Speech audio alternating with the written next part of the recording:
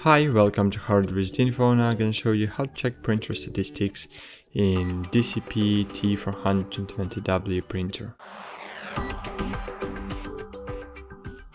To do that, you should open your DCP-T420W admin panel.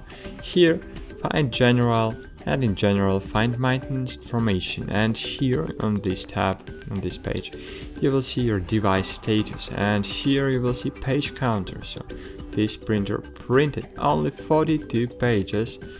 Through these it was 31 colored pages and 11 black and white pages. So that's it. As you can see, here we have all statistics. Total page scanned, so how much pages your scanner scanned, and all this information. So that's it. Thanks for watching. Like this video and bye. See you.